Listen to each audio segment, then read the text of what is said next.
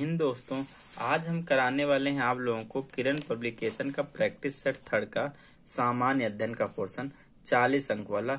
ये क्लास 6 से 8, 9 से 10 और 11 से 12 सारे लोग कर सकते हैं किसी भी सब्जेक्ट से, क्योंकि ये सब में कॉमन रहने वाला है। ठीक है, तो आइए इसका पहला क्वेश्चन इसमें मैथ का दिया गया। कॉमन पेपर में भी क्या आएगी, मैथ आएगी। देखिए आइए इस क्वेश्चन को थोड़ा सॉल्व करते हैं। क्वेश्चन हमारा देखिए क्या दिया गया है।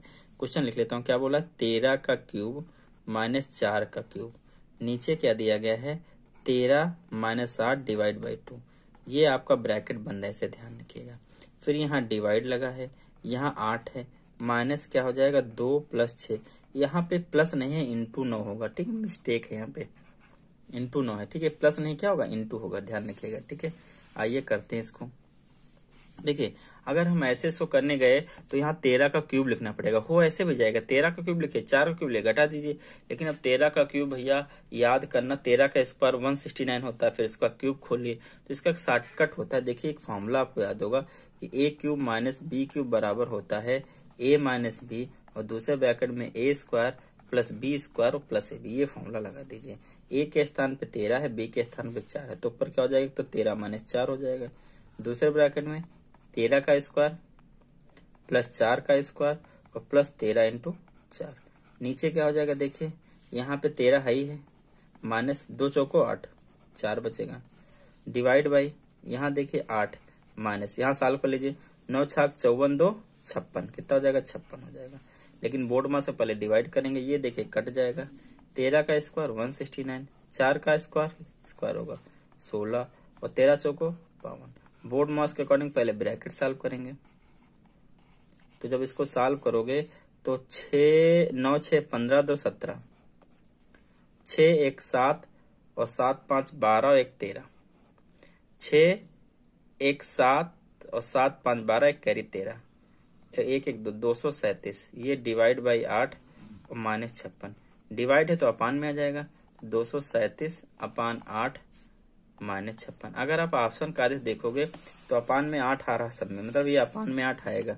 एलसीएम में लोगे तो यहाँ 237 नीचे 8 है, 1 8 जा तो ऊपर 8 से क्या हो जाएगा, गुणा हो जाएगा। करिए 237 माइनस 8 छंग 48, 8 छंग 48, 8 पंचे 40 और 4 44। घटाइए, माइनस का बचेगा, 8 में 3 गया 5, 4 में 7 गया तो 14 में 7 गया 7, 3 में 4 गया, 3 में 2 गया 1, 175 अपान 8 कोई ऑप्शन है। माइनस का कुछ तो गलत हो गया, क्या हो गया, 8 में 3 गया 5, 14 में 7 गया 7, 3 में 2 गया 1, 175 बाई 8 आना चाहिए कुछ। फिर यहाँ कितना था, एक सेकंड यहाँ देख लेते हैं। 9 छाक 54, 2 56 हुआ, 56 हुआ, 56 हुआ, 8 छंग 48 हुआ, कैरी बचा 4, 8 पंचे 40, 4 44 हुआ। ठीक, 448 बाई 8 हुआ। यहाँ 3, यहाँ ये बड़ा है तो 8 में 3 जाएगा 5, 5 किसी के लास्ट में बच नहीं रहा है, ये बच रहा है। ठीक, लेकिन इतना बड़ा तो आ नहीं रहा है आपका। देखिएगा डेढ़ गलती कहाँ, गलती देखिए ये हो गई, यहाँ 237 था, हमने यहाँ 273 लिख लिया, पता नहीं कैसे। ये क्या होगा, 237, क्या होगा 237 है, क्या है 237। तो अब 8 में 7 जाए कितना बचेगा, 1, कितना बचेगा, 1 बचेगा। और यहाँ बचेगा 3 में, सॉरी यहाँ बचा 8 में 7 गया 1, 4 में 3 जाएगा 2 बचेगा, और 4 में 2 जाएगा तो 221 अपान 8 का है का माइनस का, 221 अपान 8 211। अच्छा 1 बचेगा, 4 में 3 जाए 1, 211 अपान 8 क्या बचेगा 200। देखिए यहाँ से क्या हुआ था, यहाँ से मैं आपको फिर से बता देता हूँ। यहाँ से क्या हुआ है, यहाँ से 237 यहाँ है, क्या है 237 यहाँ है, माइनस का क्या होगा, एलसीएम लोगे 8 तो क्या होगा 56 इंटू 8 हो जाएगा। ठीक है, आप जब करोगे 237 है 73, पता नहीं क्यों लिख जा रहा बार बार मुझसे, 237 इसको गुणा करोगे तो कितना आ जाएगा 448 अपान 8। इसको घटाओगे आप तो माइनस का 211 अपान 8 आंसर आएगा। ठीक है, ऑप्शन सेकंड क्या होगा, इसका राइट होगा। अगला क्वेश्चन देखते हैं डियर, क्या है अगला क्वेश्चन, क्या है डियर, देखिए क्वेश्चन नंबर 32। क्वेश्चन नंबर कौन सा, 32 देख लेते हैं क्या है। कह रहा है अगर कोई ट्रेन 42 किलोमीटर पर घंटा की रफ्तार से चल रही है तो वह एक निश्चित दूरी 45 मिनट में पूरी कर लेगी। एक निश्चित दूरी 45 मिनट में पूरी कर लेगी। समान दूरी 35 मिनट में तय करने हेतु ट्रेन की गति क्या होगी। देखिए चाल बराबर हमारे पास है 42 किलोमीटर पर घंटा, और तो समय उसको लगता है मात्र 45 मिनट। 45 मिनट तो इसको घंटे में चेंज कर लेंगे, तो 45/60, 15 3 45, 15 चौको 60, मतलब 3/4 घंटे लगता है। तो हम निकाल लेंगे दूरी। दूरी बराबर होता है चाल गुणे समय। क्या होता है? चाल गुणे समय। चाल बराबर होता है दूरी अपन समय, तो दूरी बराबर चाल गुणे समय। चाल है हमारी 42, समय हमारा 3/4। ठीक है, समय हमारा 3/4। 2 दूना 4, 2 दूना 4, 2 1 2, 3 1 3, 3 2 6, 63/2 किलोमीटर आपका क्या है? दूरी है। अब उसको अगर 35 मिनट में कवर करना है, मतलब अब नया समय जो दिया गया है इसको दूरी को वो 35 मिनट में तय करना है, मिनट में। इसको चेंज कर लेंगे घंटे में, तो 35/60 हो जाएगा। 5 से काटोगे 5 37 35, 5 से कम 5 5 7/12 घंटे। कितना? 7/12 घंटा। तो चाल बतानी है। चाल बराबर क्या होता है? दूरी अपन समय, ये तो होता है। तो दूरी कितनी है? दूरी भैया 63/2 आ गई है, और समय कितना है? 7/12 आ गया। जानते होगे पलट जाएगा, ये हो जाएगा 63/2, यहाँ हो जाएगा 12/7। 7 9 63 और 2 6 12, 9 7 54। 54 किलोमीटर पर घंटा जो ऑप्शन है वही लग जाएगा। 54 किलोमीटर कोई ऑप्शन ही नहीं है, तो 32 में से क्या हो जाएगा? उपयुक्त में से कोई नहीं। क्या हो जाएगा? उपयुक्त में से कोई नहीं। देखिए क्वेश्चन क्या बोला था? क्वेश्चन बोला था भैया कि एक ट्रेन है, उसकी चाल 42 किलोमीटर पर घंटा है, और अगर वो एक निश्चित दूरी है जिसको तय करने में 45 मिनट लेती है, तो बताओ अगर उसी दूरी को 35 मिनट में तय करना हो तो कितना समय ले, तो कितना उसकी गाड़ी की चाल क्या होगी। तो हमने क्या निकाल लिया? सबसे पहले इस वाली कंडीशन से दूरी निकाल ली। दूरी कितनी थी? 63/2। क्यों? ऐसा क्यों है? क्योंकि ये मिनट था, यहाँ घंटा था, तो इसको भी मिनट में चेंज किए घंटे में। घंटे को मिनट में चेंज करने के लिए 60 से डिवाइड करते हैं, तो 3/4 घंटा आ गया। तो दूरी बराबर होता है चाल इंटू समय। चाल है 42, समय है 3/4, काटे पीटे कितना आ गया? 63/2 किलोमीटर आ गया। तो नया समय कितना लग रहा है? 35 मिनट चाहिए, तो इसको घंटे में चेंज करोगे 7/12 घंटा आएगा। अब चाल निकालनी, चाल बराबर दूरी अपन समय। दूरी हमने ऊपर निकाल लिया, समय ये है। अगर हमारे पास ये होता है A/B मेन C/D, तो ये वाला इसके साथ और ये वाला इसके साथ, तो पलट गया। 63/2 = 12/7, काट पढ़ लिया। 54 किलोमीटर पर हर आंसर आ गया। ठीक है, क्वेश्चन थोड़ा सा लेंथी दिए गए यहाँ पे। ठीक है, नेक्स्ट क्वेश्चन देखिए। क्वेश्चन नंबर आपका है 33 नंबर। 33 नंबर देख क्या है? 6 वर्ष पश्चात 12,000 की धनराशि मिलती है, और 9 वर्ष पश्चात 15,000 की धनराशि मिलती है। मतलब 6 वर्ष के बाद कितना मिलता है? अमाउंट 12,000 रुपये मिलता है, और 9 वर्ष बाद कितना मिलता है? 15,000 की धनराशि मिलती है। साधारण ब्याज पर, मतलब योग, मतलब साधारण ब्याज पे मिलता है। थोड़ा सा क्वेश्चन में मिस्टेक किया है लिखने में। एक समान होती, प्रतिवर्ष के हिसाब से उसका ब्याज दर कितना होगा? ब्याज दर निकालना है प्रतिवर्ष के हिसाब से। तो देखिए 6 और 3 साधारण ब्याज में क्या होता है?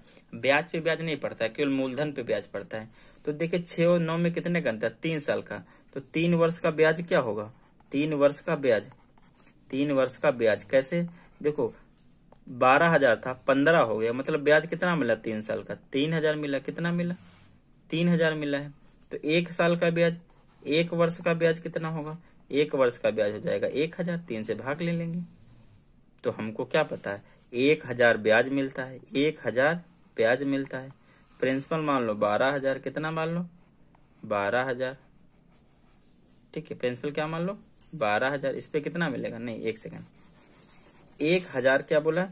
साधारण ब्याज पर एक समान प्रतिवर्ष है, तो हिसाब से उसका ब्याज दर कितना होगा। हमको ब्याज दर निकालनी है कि ब्याज दर कितनी होगी। तो आप देखिए, सबसे पहले आपको प्रिंसिपल निकालना है कि हमारे पास मूलधन कितना रहा होगा। मूलधन कितना रहा होगा? देखिए 12,000 रुपए है, और हजार मिला है 6 साल, तो 6,000 क्या हो जाएगा? ब्याज घट जाएगा। तो मूलधन कितना रहा होगा 6000, मूलधन कितना रहा होगा 6000। अब निकाल लीजिए, साधारण सिंपल इंटरेस्ट साधारण ब्याज बराबर होता है मूलधन गुणे रेट और गुणे समय अपान 100। साधारण ब्याज कितना 1000, प्रिंसिपल कितना 6000, रेट क्या करना निकालना, समय कितना 1/100।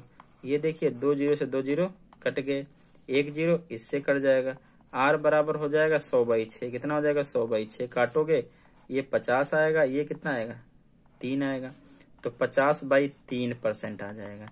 देखिए ऐसे कोई ऑप्शन आ रहा 50/3 कहाँ है, नहीं आ रहा, तो इसको सॉल्व करिए, होल में करिए, 50 यहाँ रखिए 3 यहाँ रखिए, काटिए, 3 एक कम 3, 2 बचेगा, 0 आएगा, 3 छाक 18, 2 बचेगा। तो जो यहाँ होता है कहाँ आता है होल में, जो यहाँ होता है कहाँ रहता है अपान में, जो यहाँ होता है 16 होल 2/3, कितना आ रहा है 16 होल 2/3, 33 का 16 होल 2/3, पहला ऑप्शन क्या है राइट है डियर। कैसे देखिएगा, वो क्वेश्चन कह रहा है कि 6 वर्ष पश्चात जो है किसी धनराशि का 6 वर्ष पश्चात 12,000 रुपये मिलता है और 9 वर्ष पश्चात 15,000 रुपये मिलता है साधारण ब्याज पे। तो आप बताइए कि ब्याज दर कितनी होगी। तो साधारण ब्याज में क्या होता है डियर, ब्याज पे ब्याज नहीं लगता है। तो मतलब हमने देखे 3 साल का गैप है, मतलब 3 साल में ब्याज मिलके ही तो 15 हो गया, तो 3 साल में ब्याज कितना मिला होगा 3000 मिला होगा। तो 1 साल में कितना ब्याज मिलेगा 1000 मिलेगा।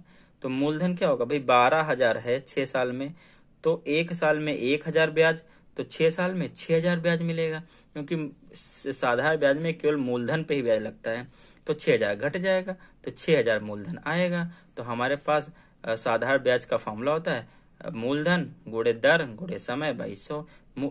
तो साधारण ब्याज कितना 1000 मिल रहा है, कितने पे 6000 पे, रात निकालना समय 1 साल के लिए 500, काटो पीटोगे हमारा आंसर 50/3 आ गया।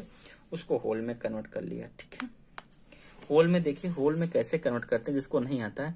देखिए ये 50/3 है, तो इसको होल में करने का मतलब है कि इसको यहाँ रखिए, इसको यहाँ रखिए, ठीक है। अब काटिए, 3 एक कम 3 बचा 2, यहाँ आ गया 0, 3 छाक 18, ठीक अपान 2।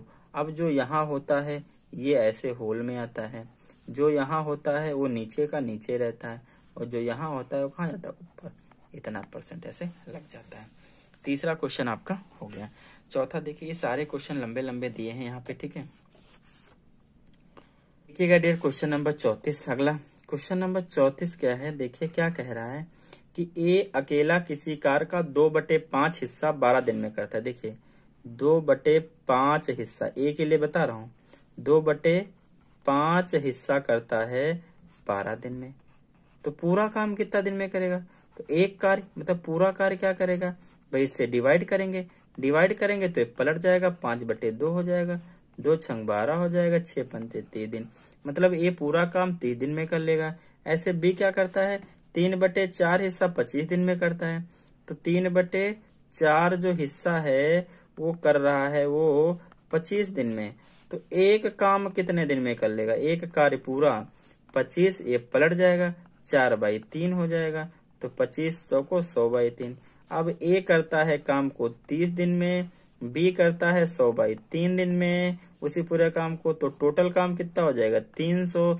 एलसीएम लगो तो एफिशिएंसी निकालो, ए की एफिशिएंसी हो जाएगी, काटोगे 3 दहम 30 10 हो जाएगी, बी की एफिशिएंसी हो जाएगी 100 या 3 3 3 9 हो जाएगी, टोटल काम 300, ए की एफिशिएंसी 10, बी की 9, क्या हो जाएगा 300/19। Option number second. एक बार फिर से देखिएगा क्वेश्चन को, कह रहा है ए अकेला किसी कार्य का 2/5 हिस्सा 12 दिनों में पूरा करता है, जबकि बी अकेला उसी कार्य का 3/4 हिस्सा 25 दिनों में पूरा करता है। दोनों मिलकर उस कार्य को कितने दिनों में पूरा करेंगे। तो हमने क्या किया 2/5 हिस्सा 12 दिन में, तो एक पूरा काम क्या करेगा 2/5 से डिवाइड करेंगे तो 5/2 हो जाएगा, पूरा काम 30 दिन में। इसी तरह बी पूरा काम 100/30 दिन में, टोटल काम दोनों का एलसीएम 300। तो ए की एफिशिएंसी ए एक दिन में 10 काम कर सकता है, बी एक दिन में 9 कैसे निकाला जाता है, इसको इससे डिवाइड करते हैं 300/30 कितना आ जाएगा 10। ए एक दिन में काम करेगा 10, बी एक दिन में करेगा 100 से करोगे 3 और ये 3 3 3 9, तो 300 काम है, एक दिन में 10 + 9 19 काम हो जाता है, तो टोटल कितने दिन लगेंगे? 300/19 दिन लगेंगे। ऑप्शन सेकंड हो जाएगा राइट। नेक्स्ट क्वेश्चन बढ़ते हैं, क्वेश्चन नंबर डी 35। सारे क्वेश्चन बहुत लेंथी दिए गए यहाँ पे इस प्रैक्टिस सेट में। ये थोड़ा सा आसान है, रीजनिंग का क्वेश्चन, इसलिए थोड़ा सा क्या है, हलवा लग रहा है। देखिए, दिए गए पैटर्न को ध्यान पूर्वक अध्ययन कीजिए और x के मान को निरूपित करने वाली संख्या का चयन कीजिए। देखिए, पहले 36 क्या है? 36 है, 25 है, 16 है, 9 है, 4 है। यहाँ पे 361 है, x है, 289 है, 256 है और 225 है। देखिए, पहले आप देखिएगा ये क्या है आपका। 1 सेकेंड ये,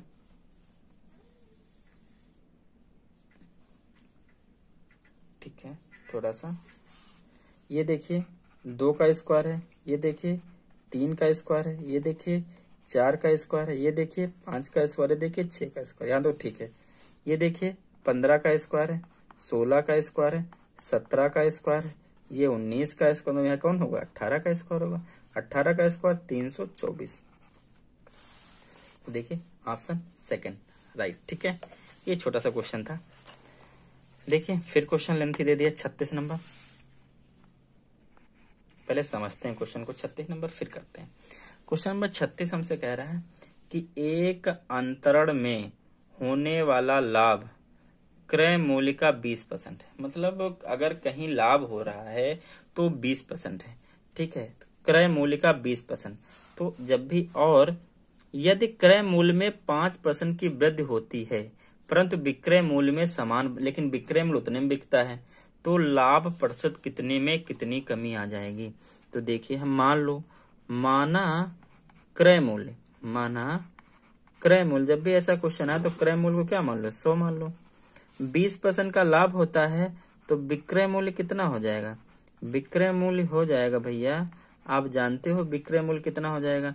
100 है। अब ये क्या हो जाएगा? अपने का 100 इंटू 20% प्रॉफिट मिल रहा है तो 120% हो जाएगा।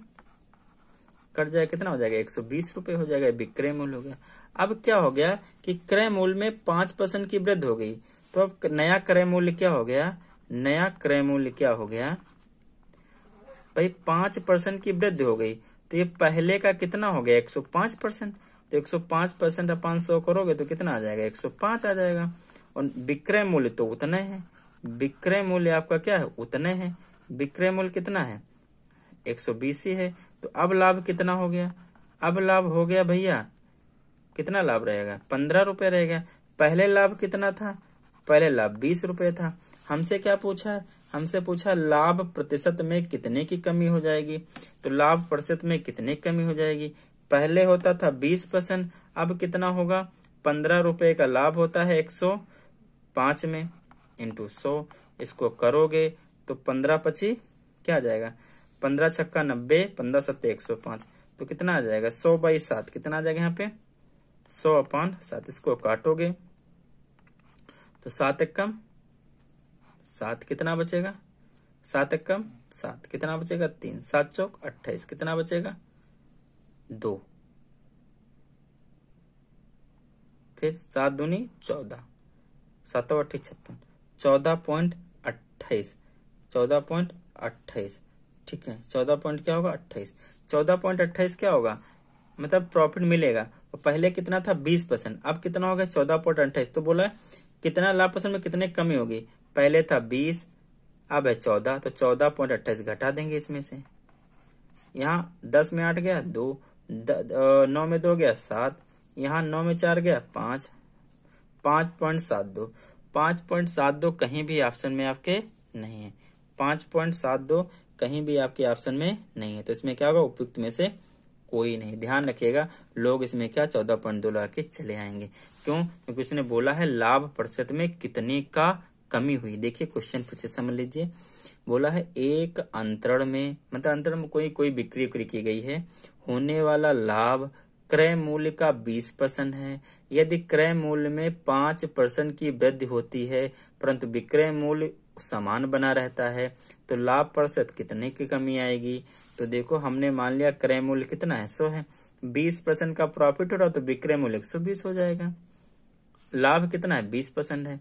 अब नया क्रय मूल्य क्या होगा? बोला है कि 5% की वृद्धि होती क्रय मूल्य में, तो 105 हो जाएगा, लेकिन विक्रय मूल्य तो नहीं रहना है, तो लाभ कितना होगा? 15। लाभ परसेंट कितना हो जाएगा? 15 किसमें? 105 में इंटू 100, तो 14.28। बोला है कितने की कमी आ जाएगी, तो पहले था 20, अब हो गया 14.28, तो 5 पॉइंट समथिंग आएगा, लेकिन हमारा कोई ऑप्शन ही नहीं, तो क्या लगेगा? उपयुक्त में से कोई नहीं। ठीक है, 37 नंबर देखिए। 37 नंबर आप लोग देख लीजिए क्या है। 36 का फिफ्थ हो गया, 37 नंबर देखिए। 37 नंबर जो क्वेश्चन है डियर, वो कह रहा है यदि किसी वर्ग का क्षेत्रफल उस आयत के क्षेत्रफल का 10 गुना है, बराबर है, जिसकी भुजाएं 5, मतलब एक ये वर्ग है और एक आयत है। इसकी भुजा मान लो a है, इसका ये 5 है और ये 8 है और ये 5 है, ऐसा बोला गया है। तो कह रहा है कि जो वर्ग का क्षेत्रफल क्या होता है? ए स्क्वायर, ये बराबर है 10 गुना आयत के क्षेत्रफल। आयत का लेंथ इंटू ब्रेथ होता है 8 इंटू 5। तो हमसे क्या बोला है? आप वर्ग का परिमाप निकालिए। तो वर्ग कैसे देखो? ए स्क्वायर इक्वल टू 10 8 80, 80 पंचे 40, 400। कितना आ जाएगा? 400। यहाँ से ए की वैल्यू निकालोगे तो रूट क्या आ जाएगा? 400। तो ये निकालोगे तो ए कितना आ जाएगा? 20। ए का वैल्यू कितना आ जाएगा? 20। और हमारा जो वर्ग का परिमाप होता है, वर्ग का जो हमारे पास भैया परिमाप होता है, वो बराबर होता है 4 गुणे भुजा। तो 4 इंटू 20, तो 20 चौक 80, तो 80 आंसर अगर हो तो लगा दीजिए। ऑप्शन सेकंड क्या है? राइट है। फिर से समझ लीजिए, क्वेश्चन कह रहा है यदि किसी वर्ग का क्षेत्रफल उस आयत के क्षेत्रफल का 10 गुना है के बराबर है, जिसकी भुजाएं हैं। तो हमने पता है कि आयत का क्षेत्रफल भुजा लंबाई गुणे चौड़ाई होता है, तो लंबाई गुणे चौड़ाई, उसको 10 गुना कर दिए, बराबर कर दिए वर्ग के क्षेत्रफल से। यहाँ से डियर वर्ग की भुजा आ गई, तो परिमाप क्या होता है? 4 इंटू भुजा, तो आंसर आ गया। ठीक है, नेक्स्ट बढ़ते हैं डियर। नेक्स्ट क्वेश्चन आपका 38 नंबर, फिर लेंथी क्वेश्चन दे दिया। 38 नंबर भी लेंथी है, ठीक है। आइए लेकिन करते हैं 38 नंबर। इसके बाद 2 क्वेश्चन और बचे मैथ के, ठीक है। 38 नंबर देखिए, ए और बी किसी कार्य को 24 दिनों में पूरा कर सकते हैं। ए और बी किसी कार्य को 24 दिनों में पूरा कर सकते हैं, ठीक है। मतलब ए प्लस बी एक काम को 24 दिन में करते हैं, बी प्लस सी एक काम को करते हैं 12 दिन में, और ए प्लस बी प्लस सी करते हैं उसी काम को 6 दिन में करते हैं। तो हमको निकालना है ए प्लस सी उस कार्य को कितने दिन में कर लेंगे, ठीक है। आप बताइए टोटल काम कितना हो जाएगा? टोटल काम होता है इनका लासा निकालोगे 24 आएगा। तो अब इनकी एफिशिएंसी निकालो। क्या निकालो? इनकी एफिशिएंसी। तो ए प्लस बी की जो एफिशिएंसी होगी वो डियर हो जाएगी, 24 को 24 भाग दोगे 1 आएगा। बी प्लस सी की एफिशिएंसी हो जाएगी 2, और ए प्लस बी प्लस सी की एफिशिएंसी हो जाएगी कितनी हो जाएगी? 6 चौक 24। कितनी हो जाएगी? 6 प्लस 24 6। अगर अब हमको ए प्लस सी की अगर एफिशिएंसी निकाले तो बात बन जाए। देखो यहाँ से पहले इसमें देखो, ए है ही है, बी प्लस सी की एफिशिएंसी कितनी है? 2 है, रख दो, प्लस 4। तो ए की एफिशिएंसी हमारे पास कितनी हो गई? 2। ए की एफिशिएंसी कितनी होगी? 2 हो गई। ए की तो निकल आई। अगर ऐसे हम किसकी निकाल लें? सी की निकाल लें। देखो अब इसी में फिर से देखो, ए प्लस बी प्लस सी कितना दिया गया? 4। ए प्लस बी की वैल्यू कितनी है? 1, प्लस सी इक्वल टू कितना? 4, ठीक है। तो यहाँ क्या हो जाएगा? सी की वैल्यू कितनी हो जाएगी? 4 माइनस 3 1, तो सी कितना आ जाएगा? 3। देखो ए की भी आ गई, सी की भी आ गई, तो ए प्लस सी की एफिशिएंसी कितनी होगी? यहाँ हो जाएगी 2 ए की, और सी की कितनी है? 3 3 2 5, एफिशिएंसी कितनी होगी? 5। काम कितना है? 24, एफिशिएंसी कितनी? 5। तो 24/5 दिन लेंगे, कितना लेगा? 24/5। ऑप्शन 38 का फर्स्ट। फिर से देखिए, क्वेश्चन कह रहा था कि ए और बी एक काम को 24 दिन में करते हैं, बी और सी एक काम को 12 दिन में करते हैं, ए प्लस बी प्लस सी तीनों मिलकर काम को 6 दिन में करते हैं। तो टोटल काम क्या होता है? इन तीनों का एलसीएम 24 आएगा। अब इनकी इफिशियंसी क्या होती है कि अगर 24 काम है और ए प्लस बी 24 दिन लगाते हैं, तो इसका मतलब एक दिन में एक काम कर रहा होगा। 24 काम है और ए और बी मिलकर 24 दिन ही लगा रहे हैं, मतलब डेली एक काम कर रहे हैं, तो इसकी इफिशियंसी होगी। ये 12 दिन में कर रहे हैं, इसका डेली 2 काम कर रहे होंगे। ये 6 काम कर रहे हैं, डेली कितना? 4 काम कर रहे होंगे। कैसे निकालते हैं? बट डिवाइड कर दो, 24/24, 24/12, 24/6। ये हो गई इफिशियंसी। हमको निकालना है कि ए प्लस सी, तो अगर ए प्लस सी की इफिशियंसी निकल आए तो बात बन जाए। तो देखो ए प्लस बी प्लस सी हमको 4 दिया गया था, बी प्लस सी वैल्यू डाल देंगे 2, तो ए की इफिशियंसी कितनी आ जाएगी 2, तो यहाँ रख देंगे 2। इसी तरह ए प्लस बी प्लस सी 4 दिया गया, ए प्लस बी की वैल्यू कितनी रख देंगे 1 रख देंगे, तो यहाँ सी की इफिशियंसी आ जाएगी। दोनों को रखेंगे, इफिशियंसी कितनी होगी 5, मतलब एक दिन में ए प्लस सी में कितना काम करें 5, काम है 24, तो 24/5। ठीक है, नेक्स्ट क्वेश्चन। ऐसे क्वेश्चन आप रट लीजिए, ये क्वेश्चन एक ना एक आपको मिलेगा पेपर में जरूर। ठीक है, कॉमन पेपर में और सब्जेक्टिव भी मिल सकता मैथ वालों को। ठीक है, ये 9th 10th 11th 12 सबके लिए है, ध्यान रखिएगा। 39 नंबर देखिए क्या है, 39 नंबर देखिए क्या है। ठीक है, 39 नंबर क्वेश्चन बोला है यदि √5 + √2 माइनस √5 माइनस √2 बराबर है a + b √10 हो तो निम्नलिखित में से कौन सा विकल्प सही है। ए और बी की वैल्यू निकालें। ऐसा क्वेश्चन आपने क्लास 6-7 में किया होगा। तो सबसे पहले सर कर लेते हैं रेशनलाइज, कंपेयर करना है। करो रेशनलाइज, क्या करना पड़ता है रेशनलाइज में, √5 + √2, नीचे का जो साइन है, नीचे का में साइन क्या है माइनस है, क्या कर लीजिए प्लस कर लीजिए, ऊपर नीचे से क्या कर लीजिए गुणा। ठीक है, इधर जो है उधर लिख दीजिए। ठीक है, थोड़ा सा इधर कर लेते हैं, दिख रहा होगा उम्मीद करता हूँ लोगों को। यहां बन जाएगा a + b, a + b क्या बन जाएगा a + b का होल स्क्वायर। नीचे देखिए a - b और a + b, मतलब a स्क्वायर √5 का स्क्वायर माइनस b स्क्वायर √2 का square equal to a + b √10। इसको खोलिए, a स्क्वायर मतलब √5 का स्क्वायर प्लस b स्क्वायर मतलब √2 का स्क्वायर प्लस 2 √a × b, नीचे √5 का स्क्वायर 5, √2 का स्क्वायर 2। यहां देखिए 5 + 2 + 2, 5 दूनी 10, रूट के अंदर क्या होता है multiply, 5 + 2 7 plus 2 √10 equal to a + b √10। इधर कितना 5 में 2 गया 3। इसको आप ऐसे ले सकते हैं, देखिएगा 7/3 plus 2/3 √10 equal to a + b √10। आप कंपेयर करिए, रूट के साथ b है तो रूट के साथ 2/3, मतलब b की वैल्यू क्या आ जाएगी 2/3 और a की वैल्यू 7/3। तो देखिए a का वैल्यू 7/3 ऑप्शन सेकंड मिल रहा है और b की वैल्यू 1/3 नहीं, b की वैल्यू 2/3। तो इसमें तो कोई ऑप्शन ही नहीं है, तो 39 का ऑप्शन कौन हो जाएगा फिफ्थ। कौन सा हो जाएगा फिफ्थ वाला ऑप्शन हो जाएगा। थोड़ा सा आसान सा क्वेश्चन था ये, थोड़ा सा आसान था भाई ये क्वेश्चन था। देखिए ये क्वेश्चन था, बोला है ए और बी की वैल्यू निकालो, तो क्या करेंगे इसको पहले इसको इस फॉर्म में लिख लेंगे, तो इसको इस फॉर्म में लिखने का रेशनलाइज कर लेंगे। रेशनलाइज में क्या होता है, जो नीचे होता है नंबर उसको क्या करते हैं उसका साइन चेंज करते हैं, इसको बोलते हैं कांजुगेट मल्टीप्लाई या सगुमी गुणा कर लिए। इसको जब करोगे तो ऊपर a + b बन जाएगा, तो a + b का होल स्क्वायर हो जाएगा। नीचे a - b और a + b, तो नीचे होता है a square minus b square, ऊपर क्या हो जाएगा डियर 1 सेकंड, ऊपर डियर क्या हो जाएगा a square plus b square plus 2 × a × b, नीचे 5 - 2 ये 3 हो जाएगा और यहाँ 5 2 7 हो जाएगा, 2 √ 10 हो जाएगा। अलग अलग कर लेंगे तो a की वैल्यू 7/3 और b की वैल्यू 2/3। ठीक है, सही है। नेक्स्ट बढ़ते हैं, लास्ट क्वेश्चन मैथ का यहाँ का कॉमन पेपर का, उसके बाद जीएस जीके शुरू हो जाएगा। ये दोनों आपको जीएस जीके ये एक ही वीडियो में मिलेगा। ठीक है, 40 नंबर, यदि 980 का 10%, देखें 980 का मतलब इंटू 10% 10/100 माइनस 450 का मतलब इंटू x% और x/100।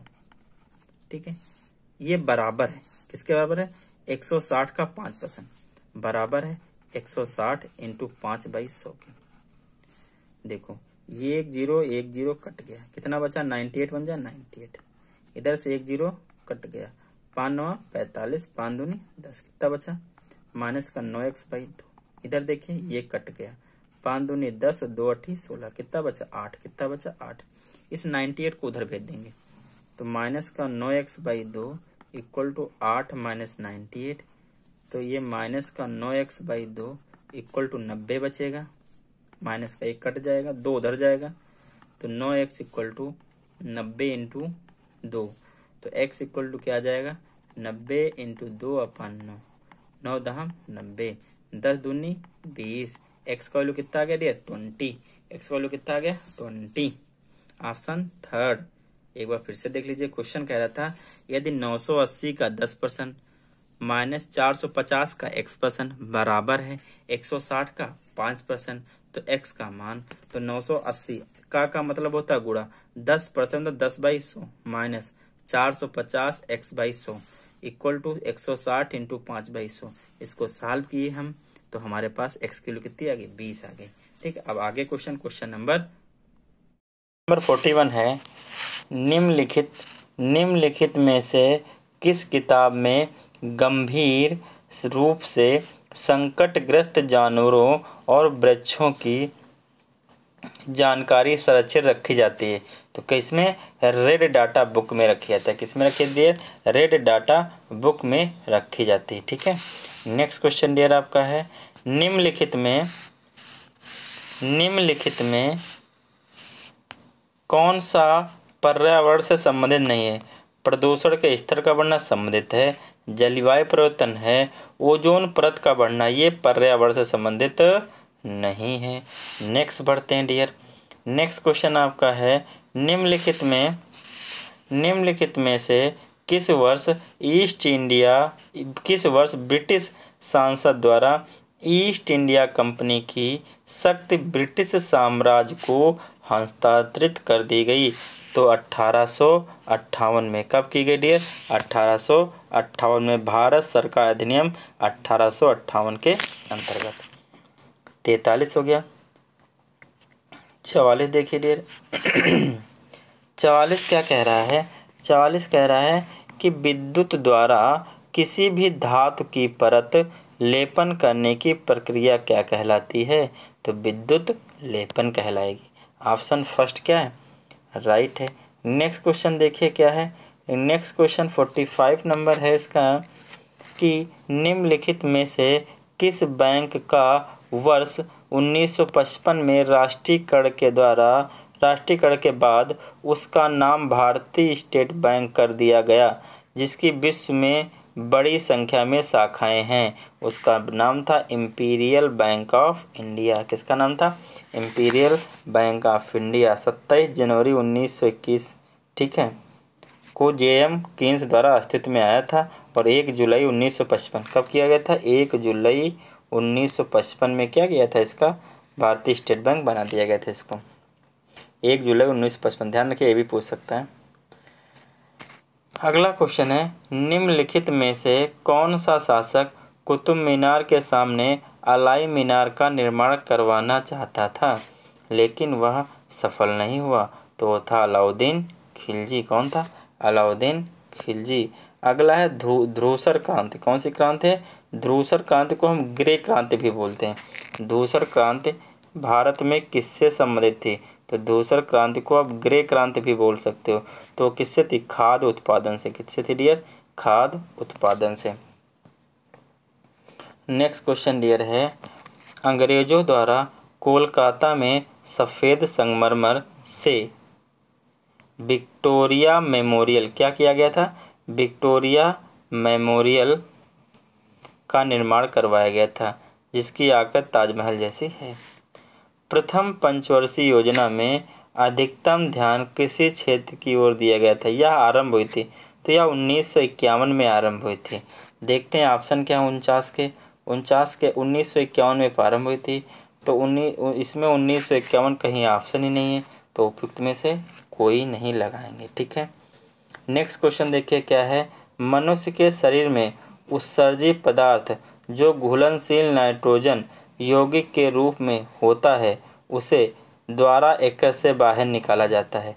तो किसके द्वारा यकृत के बाहर निकाला? तो नेफ्रॉन के द्वारा निकाला जाता है। नेक्स्ट क्वेश्चन देखिए क्या है आपका, नेक्स्ट है डियर, निम्नलिखित में से कौन मनुष्य की आँख का हिस्सा नहीं है? आँख की पुतली है, सिलसिली मांसपेशियाँ हैं, कर्णवती नहीं है, इसीलिए क्या है ये सही है। कर्णवत नहीं है इसीलिए सही है। नेक्स्ट क्वेश्चन देखिए क्या है, रवीन्द्रनाथ टैगोर, ये तो सबको पता होगा, रवीन्द्रनाथ टैगोर को उनकी किस पुस्तक के लिए साहित्य का नोबेल पुरस्कार प्रदान किया गया? तो गीतांजलि के लिए, किसके लिए प्रदान किया गया डियर? गीतांजलि के लिए प्रदान किया गया है। ठीक है, नेक्स्ट बढ़ते हैं डियर आपका क्वेश्चन, निम्नलिखित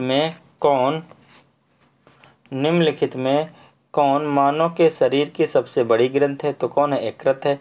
यकृत मानव के शरीर की सबसे बड़ी ग्रंथ है।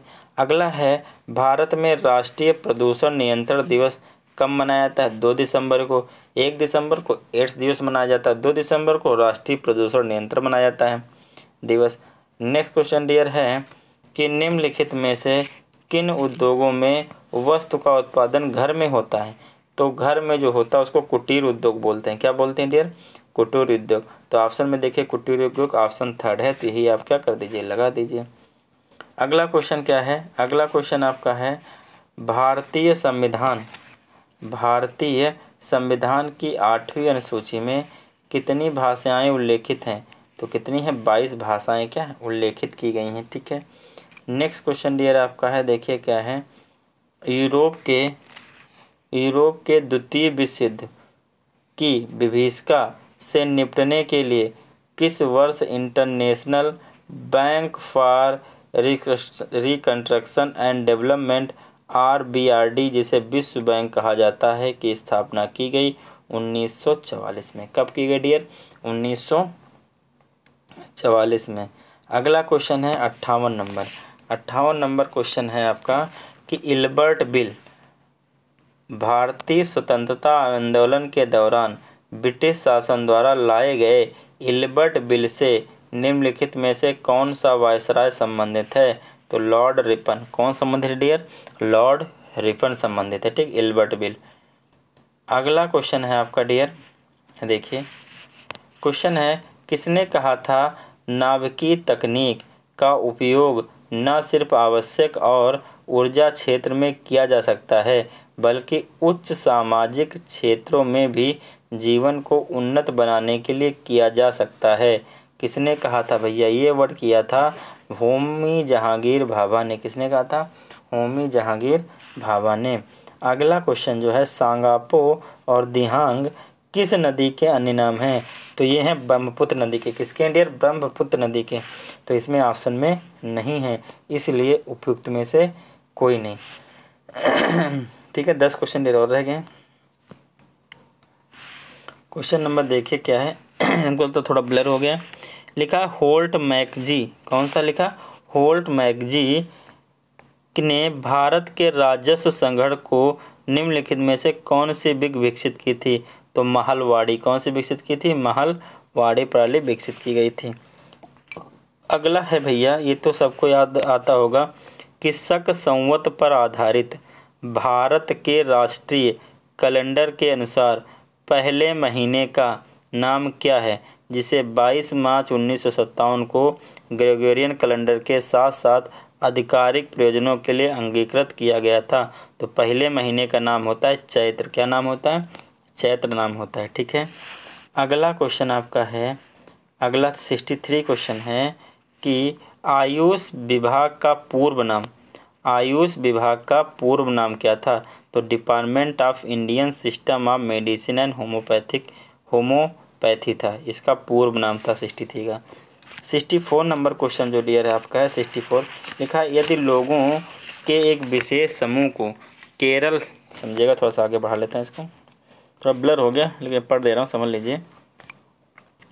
यदि लोगों के एक विशेष समूह को केरल में तेलुगु माध्यम के स्कूल खोलने की अनुमति नहीं दी जाती तो इस किस मौलिक अधिकार का उल्लंघन माना जाएगा? तो इसको माना जाएगा सांस्कृतिक एवं शैक्षिक अधिकार का उल्लंघन माना जाएगा। अगला क्वेश्चन है आपका, एक क्वेश्चन है, इंटरक्रॉपिंग अंतर फसल प्रक्रिया निम्नलिखित में से किसे दर्शाती है? तो वर्ष दर वर्ष एक पौधा उगाना। ये ऑप्शन नंबर 65 का फर्स्ट होगा। क्वेश्चन देखिए, और 2-4 क्वेश्चन और बचे हैं। उस योजना का नाम बताइए जो 18 वर्ष से 70 वर्ष के आयु वर्ग के लोगों को दुर्घटनावश मृत्यु पूर्व विकलांगता के मामले में 2 लाख रुपए और आंशिक विकलांगता के मामले में 1 लाख रुपए का जोखिम कवरेज प्रदान करता है। तो प्रधानमंत्री सुरक्षा बीमा योजना। कौन है? प्रधानमंत्री सुरक्षा योजना बीमा इसका नाम है। नेक्स्ट क्वेश्चन एक और देखिए, कौन सा संगठन कोलकाता में स्थित अपने मुख्यालय और 16 क्षेत्रीय स्टेशनों के साथ भारत के प्राणी संसाधनों के सर्वेक्षण के लिए जिम्मेदार है? तो जूलॉजिकल सर्वे ऑफ इंडिया। कौन सा? Zoological survey of India. Next question देखिए डियर, 3 क्वेश्चन और रह गए। क्या है? उस गवर्नर जनरल का नाम बताइए जिसने पैरामाउंटिंग नामक नीति का आरंभ किया। तो वो कौन सा था? तो वो था लॉर्ड हेस्टिंग। कौन सा था? Lord Hasting. सर्वोपर की नीति का अर्थ था कि कंपनी का अधिकार सर्वोपर या सर्वोच्च था। नेक्स्ट क्वेश्चन है, निम्नलिखित में किसके कारण काला आजार नामक मतलब कालरा किसके द्वारा होता है? तो ये भैया 69 नंबर होता है। प्रोटोजोआ किसके कारण होता है? प्रोटोजोआ के कारण होता है। एक लास्ट क्वेश्चन रह गया है, निम्नलिखित में से क्या केवल पादप कोशिकाओं में पाया जाता है? तो पादप लवक, जो तुम्हारे लवक होते हैं वो केवल किसमें पाए जाते हैं? पादप कोशिकाओं में पाए जाते हैं। कौन? लवक। ठीक है, ओके डियर, ये क्वेश्चन हो गए। आगे के वीडियो में कराएंगे मैथ के क्वेश्चन, ठीक है, फिर साइंस के क्वेश्चन। ठीक है, तो आज के लिए इतना ही। ठीक है, ओके, जय हिंद दोस्तों।